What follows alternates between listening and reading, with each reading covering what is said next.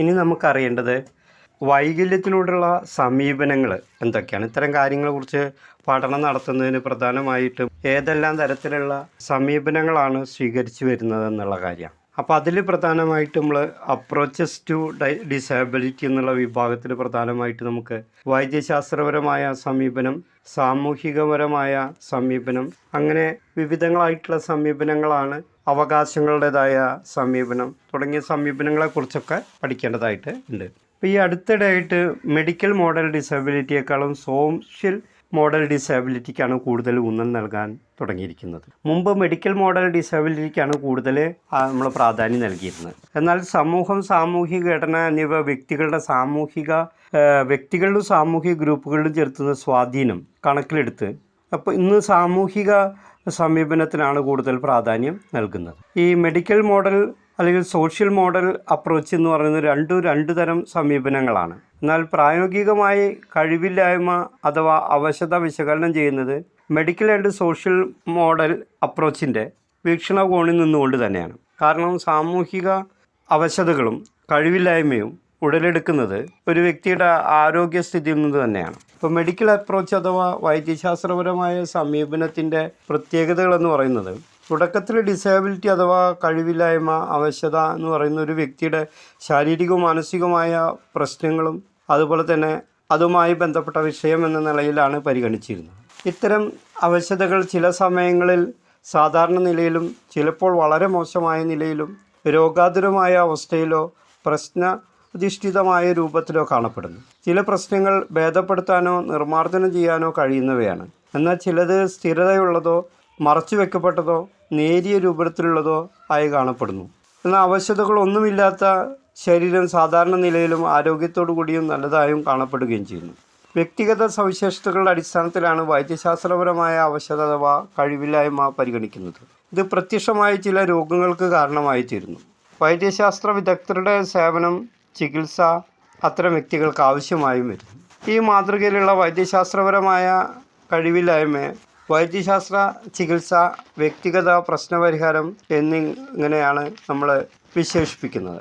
ഈ സമീപനത്തിൻ്റെ ഏറ്റവും പ്രധാനപ്പെട്ട നേട്ടം ഇത് വ്യക്തികളുടെ ഇടയിലുള്ള ഡിഫക്ട്സ് വേർതിരിച്ച് കണ്ടെത്തുന്നു എന്നതിനോടൊപ്പം തന്നെ അങ്ങനെ വേർതിരിച്ച് കണ്ടെത്തുന്നതിന് കൂടുതൽ പ്രാധാന്യം നൽകുന്നു എന്നുള്ളത് തന്നെയാണ്. അതോടൊപ്പം തന്നെ ഈ സമീപനം വ്യക്തികൾ അവരുടെ സാമൂഹ്യ ജീവിതത്തിൽ നേരിടുന്ന പ്രധാനപ്പെട്ട പ്രശ്നങ്ങൾ മനസ്സിലാക്കുന്നതിൽ പരാജയപ്പെടുന്നു എന്ന കാര്യവും എടുത്തു പറയേണ്ടതാണ്. വൈദ്യശാസ്ത്ര സമീപന മാതൃകയിൽ ഒരു വ്യക്തിയുടെ കഴിവില്ലായ്മ പരിശോധിച്ച് രോഗനിർണയം നടത്തുകയും വ്യക്തിയെ സുഖപ്പെടുത്തുകയും മരുന്നുകളുടെ സഹായത്തോടു കൂടി പുനരധിവസിപ്പിക്കുകയോ ചെയ്യുന്നു. എന്നാൽ പ്രശസ്ത സാമൂഹ്യശാസ്ത്രകാരനായ ടാൾക്കോട്ട് പാർസൺ ഈ സമീപനത്തെ നിശിതമായി വിമർശിക്കുകയാണ് ചെയ്യുന്നത്. കാരണം ഈ സമീപന മാതൃകയിൽ സാമൂഹിക ഘടകങ്ങളുടെ പങ്കും സ്വാധീനവും വേണ്ടത്ര പരിഗണിക്കപ്പെടുന്നില്ല എന്നുള്ള കാരണത്താലാണ് അദ്ദേഹം ഈ സമീപനത്തെ കൂടുതലായിട്ടും എതിർക്കുന്നത്. ഇനി നമുക്കറിയേണ്ടത് സോഷ്യൽ അപ്രോച്ച് അഥവാ സാമൂഹിക സമീപനം എന്നുള്ളതാണ്. അപ്പോൾ ഈ സാമൂഹിക സമീപനം അഥവാ സോഷ്യൽ അപ്രോച്ച് അടിസ്ഥാനമാക്കിയിരിക്കുന്നത് സോഷ്യൽ മോഡൽ ഓഫ് ഡിസബിലിറ്റിയാണ്. മൈക്കൽ ഒലിവറാണ് ഈ സോഷ്യൽ മോഡൽ ഓഫ് ഡിസബിലിറ്റിയുടെ സ്ഥാപക പിതാവ്. അദ്ദേഹം ഒരു ബ്രിട്ടീഷ് സമൂഹശാസ്ത്രകാരനായിരുന്നു. ലോകത്തിൽ തന്നെ ആദ്യമായി ഡിസേബിലിറ്റി പഠനങ്ങൾ നടത്തിയ ഒരു പ്രമുഖനായ സാമൂഹ്യശാസ്ത്ര പ്രൊഫസറായിരുന്നു മൈക്കൽ ഒലിവർ. അദ്ദേഹം ഈ സമീപനത്തിൻ്റെ അടിസ്ഥാന ആശയം സാമൂഹിക അവശത മാതൃക ശരിയായി മനസ്സിലാക്കാൻ വ്യക്തികളുടെ പ്രശ്നങ്ങളുടെ വിശകലനത്തിലൂടെ മാത്രം കഴിയില്ല. എന്നാൽ വ്യക്തികളുടെയും സംഘങ്ങളുടെയും സാമൂഹിക ജീവിതം, അവർ നൽകുന്ന ഉത്തരവാദിത്തങ്ങൾ, സമൂഹത്തിൻ്റെ പരിമിതികൾ, അതുപോലെ തന്നെ സമൂഹത്തിൻ്റെ വൈവിധ്യം, അതുമായുള്ള പൊരുത്തപ്പെടൽ, വിട്ടുവീഴ്ചകൾ എന്നിവ കൂടി പരിഗണിച്ചാൽ മാത്രമേ ഈ ഡിസേബിലിറ്റി എന്ന ആശയം വിശകലനം ചെയ്ത് മനസ്സിലാക്കാനായിട്ട് കഴിയൂ എന്നുള്ള അഭിപ്രായമാണ് അദ്ദേഹം പങ്കുവെക്കുന്നത്. ഇപ്പോൾ ശാരീരിക അവശത വ്യക്തിഗതമാണ്, എന്നാൽ ഡിസേബിലിറ്റി അഥവാ അവശത എന്ന് പറയുന്നത് സാമൂഹികമായ ഒരു പ്രശ്നമാണ്. സമൂഹത്തിൻ്റെ കോട്ടങ്ങളുടെ ഭാഗമായി നൽകപ്പെടുന്നതാണ്. ഉദാഹരണമായിട്ട് പ്രജുഡീസ്, മുൻവിധി, labelling, ignorance, lack of financial independence തുടങ്ങിയ ഘടകങ്ങളൊക്കെ വളരെ പ്രധാനമാണ്. അതുപോലെ ഫാമിലീസ് ബീയിങ് ഓവർ പ്രൊട്ടക്റ്റീവ്, ഇപ്പോൾ കുടുംബങ്ങളുടെ അമിതമായ സംരക്ഷണം, ശരിയായ വിവരശേഖരണ സംവിധാനത്തിൻ്റെ കുറവ് തുടങ്ങിയ ഒട്ടേറെ പ്രശ്നങ്ങൾ അഥവാ ഘടകങ്ങൾ ജനങ്ങളെ സാമൂഹികമായി കഴിവില്ലാത്തവരാക്കി മാറ്റുന്നുണ്ട് എന്നുള്ള കണ്ടെത്തലാണ് ഈ ആധുനിക പഠനങ്ങളിലൂടെ സാധ്യമായത്. അപ്പോൾ പ്രശ്നങ്ങളെ മനസ്സിലാക്കാൻ കഴിയുന്നതോടുകൂടി തന്നെ പ്രശ്നപരിഹാരവും കുറേ കൂടി എളുപ്പമായി തീരുകയാണ് ചെയ്യുന്നത്. ഇനി വിവിധങ്ങളായിട്ടുള്ള വൈകല്യങ്ങളുടെ പഠനങ്ങളിൽ ഉപയോഗിച്ചു വരുന്ന മറ്റൊരു പ്രധാനപ്പെട്ട സമീപനമാണ് റൈറ്റ്സ് അപ്രോച്ച് അഥവാ അവകാശങ്ങളുടെ സമീപനം എന്നുള്ളത്. ഈ സമീപനം ഹ്യൂമൻ റൈറ്റ്സ് അപ്രോച്ച് അഥവാ മനുഷ്യാവകാശ സമീപനം എന്നുകൂടി അറിയപ്പെടുന്നുണ്ട്. ഈ സമീപനം അടിസ്ഥാനമാക്കിയിരിക്കുന്നത് വ്യക്തികളുടെ civil, political, socio economic and cultural റൈറ്റ്സിനെയാണ്. അപ്പോൾ വ്യക്തികളുടെ പൗരാവകാശങ്ങൾ, രാഷ്ട്രീയ, സാമൂഹിക, സാമ്പത്തിക, സാംസ്കാരിക അവകാശങ്ങളെയൊക്കെ അടിസ്ഥാനമാക്കിക്കൊണ്ടുള്ള ഒരു പഠന സമീപനമാണിത്. ഐക്യരാഷ്ട്ര സംഘടനയുടെ നേതൃത്വത്തിൽ അന്തർദേശീയ അവകാശ സമ്മേളനം വിളിച്ചു ചേർക്കുകയുണ്ടായി. ഈ സമ്മേളനം ഡിസബിലിറ്റീസിനെ കുറിച്ച് ഒരു പുതിയ വീക്ഷണം തന്നെ രൂപപ്പെടുത്തുന്നതിന് സഹായകമായി. ഇപ്പോൾ ശാരീരികമായ അവശതകളും മാനസികമായ, ബുദ്ധിപരമായ കഴിവില്ലായ്മ, ഓർമ്മക്കുറവ് തുടങ്ങിയ അവശതകൾ അനുഭവിക്കുന്ന വ്യക്തികൾക്കും മറ്റുള്ളവരെ പോലെ തുല്യമായ രീതിയിൽ സാമൂഹ്യ ജീവിതത്തിൽ പങ്കാളിത്തം ലഭിക്കണമെന്ന കാര്യം സമ്മേളനം ഓർമ്മപ്പെടുത്തി. ഈ സമ്മേളനം അടിസ്ഥാനമാക്കിയിരിക്കുന്നത് 1948 സാർവത്രിക മനുഷ്യാവകാശ പ്രഖ്യാപനത്തെയാണ്. അപ്പോൾ എല്ലാ പൗരന്മാരും സ്വതന്ത്രരായാണ് ജനിക്കുന്നത്. അതുകൊണ്ട് തന്നെ എല്ലാവർക്കും അവകാശത്തിൻ്റെ, അന്തസ്സിൻ്റെ കാര്യത്തിൽ എല്ലാവരും തുല്യരാണ്.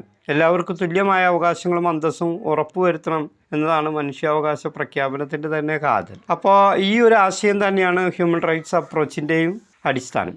അപ്പോൾ അത്തരത്തിലുള്ളൊരു പഠന സമീപനം നമ്മൾ ഇന്ന് ഇത്തരം കാര്യങ്ങളെ കുറിച്ച് പഠിക്കുന്നതിനും വിശകലനം ചെയ്യുന്നതിനും പ്രധാനമായിട്ട് ഉപയോഗിച്ചു വരും. പിന്നെ നമ്മൾ ഓർത്തിരിക്കേണ്ട മറ്റൊരു പ്രധാനപ്പെട്ട ആശയമാണ് സോഷ്യൽ ഇൻക്ലൂഷൻ എന്നുള്ളത്. ഇപ്പോൾ സാമൂഹികമായുള്ള ഉൾപ്പെടുത്തൽ, ഇത് സാമൂഹ്യ പരിഷ്കരണം എന്നുള്ള ആശയത്തിൻ്റെ എക്സ്ക്ലൂഷൻ്റെ നേർ വിപരീതമായിട്ടുള്ള ഒരു സാമൂഹിക പ്രക്രിയയാണ് ഈ സോഷ്യൽ ഇൻക്ലൂഷൻ അഥവാ സാമൂഹികമായുള്ള ഉൾപ്പെടുത്തൽ എന്നുള്ളത്. അപ്പോൾ ഐക്യരാഷ്ട്ര സംഘടനയുടെ അഭിപ്രായത്തിൽ സാമൂഹികമായ ഉൾപ്പെടുത്തൽ പ്രക്രിയ എല്ലാ വ്യക്തികൾക്കും തുല്യമായ അവസരം സാമൂഹിക ജീവിതത്തിൽ ഉറപ്പാക്കുന്ന ഒരു പ്രക്രിയ. ഓരോ വ്യക്തികളും ഇവിടെ പ്രധാനമാണ്. അവരുടെ പശ്ചാത്തലമോ പരിമിതികളോ ഒന്നും തന്നെ ഇവിടെ പരിഗണിക്കപ്പെടുന്നില്ല. പൊതു സാമൂഹിക സേവനം എല്ലാവർക്കും ഉറപ്പാക്കത്തക്ക വിധത്തിൽ പദ്ധതികളും പരിപാടികളും നയങ്ങളും രൂപീകരിക്കലും ഈ പ്രക്രിയയിൽ ഉൾപ്പെടുന്നു. എല്ലാവിധ സാമൂഹിക സേവനങ്ങളും വ്യക്തികൾക്ക് ലഭ്യമാകുന്നതോടൊപ്പം തന്നെ അതിനുവേണ്ടിയുള്ള തീരുമാനങ്ങൾ എടുക്കുന്ന കാര്യത്തിലും ജനങ്ങളുടെ പങ്കാളിത്തം ഉറപ്പുവരുത്തുന്ന ഒരു പ്രക്രിയയാണ് ഈ സോഷ്യൽ ഇൻക്ലൂഷൻ എന്ന് അതുകൊണ്ട് നമ്മൾ അർത്ഥമാക്കുന്നത്. അപ്പോൾ ഈ സോഷ്യൽ ഇൻക്ലൂഷൻ എന്നുള്ള ആശയത്തിനും ഇന്ന് ഏറെ പ്രാധാന്യം കൈവന്നുകൊണ്ടിരിക്കുകയാണ്. ഈ പ്രക്രിയയിലൂടെ ജനങ്ങളുടെ സാമൂഹിക ജീവിതത്തിലുള്ള സർഗാത്മകമായ പങ്കാളിത്തം മെച്ചപ്പെടുത്താനായിട്ട് കഴിയും. അതുപോലെ തന്നെ സോഷ്യൽ ഇൻക്ലൂഷൻ പ്രക്രിയയിലൂടെ വ്യക്തികളുടെ കഴിവ്, അവസരങ്ങൾ, അന്തസ്സ് എന്നിവ മെച്ചപ്പെടുത്തുന്നതിനും പുരോഗതി വരുത്താനും കഴിയുമെന്നുള്ളതാണ്. അപ്പം അത്തരം കാര്യങ്ങൾ കൂടി ഈ പാഠഭാഗത്ത് നിന്ന് നമ്മൾ പഠിക്കേണ്ടതായിട്ട് ഉണ്ട്. അതോടൊപ്പം തന്നെ salient features of the social inclusion എന്നുള്ള ആശയവും നമ്മൾ ഓർത്തിരിക്കേണ്ടതാണ്. അതായത് സാമൂഹികമായ ഉൾപ്പെടുത്തലിൻ്റെ മുഖ്യ സവിശേഷതകൾ എന്തൊക്കെയാണെന്നാണ്. അപ്പോൾ ഈ ഒരു സാമൂഹ്യ പ്രക്രിയയിലൂടെ സാധ്യമാകുന്ന ഒരു പ്രധാനപ്പെട്ട കാര്യം നമ്മൾ ഒന്നാണ് എന്നുള്ള ബോധം ജനങ്ങൾക്ക് അനുഭവപ്പെടുന്നു എന്നുള്ളത് തന്നെയാണ്. ജനങ്ങൾക്ക് അവരുടെ സമുദായത്തിന് ജനങ്ങൾ അവരുടെ സമുദായത്തിന് സ്വീകാര്യതയുള്ളവരായി തീരുന്നു എന്നുള്ളതാണ് സോഷ്യൽ ഇൻക്ലൂഷൻ്റെ മറ്റൊരു സവിശേഷത എന്ന് പറയുന്നത്. ജനങ്ങൾക്ക് അവരവരുടെ സമുദായത്തിൽ മൂല്യാധിഷ്ഠിതമായിട്ടുള്ള ഒരു പങ്ക് ലഭിക്കുന്നു എന്നുള്ളതും ഇതിൻ്റെ ഒരു സവിശേഷതയാണ്. ജനങ്ങൾക്ക് സാമൂഹിക സാമുദായിക ജീവിതത്തിൽ കൂടുതൽ സജീവമായ പങ്കാളിത്തം ലഭിക്കുന്നു എന്നുള്ളതും ഇതിൻ്റെ ഒരു സവിശേഷതയാണ്. അപ്പോൾ തങ്ങളുടെ വ്യക്തിഗതമായ മുൻഗണന അടിസ്ഥാനമാക്കിയ സാമൂഹ്യ പ്രവർത്തനങ്ങളിൽ ഏർപ്പെടാനും അതിൽ പങ്കാളികളാവാനും ഒക്കെ സാധ്യമാകുന്നു എന്നുള്ളതും ഇതിൻ്റെ ഒരു സവിശേഷതയാണ്. ജനങ്ങൾക്ക് അവരുടെ സാമൂഹിക ബന്ധങ്ങൾ ശക്തിപ്പെടുത്താനായിട്ട് കഴിയുന്നു. അപ്പം അത്തരത്തിൽ ചില മെച്ചപ്പെട്ട ചില സവിശേഷതകൾ ഈ സാമൂഹിക പ്രക്രിയയ്ക്ക് ഉണ്ട് എന്ന് നമുക്ക് മനസ്സിലാക്കാനായിട്ട് സാധിക്കും.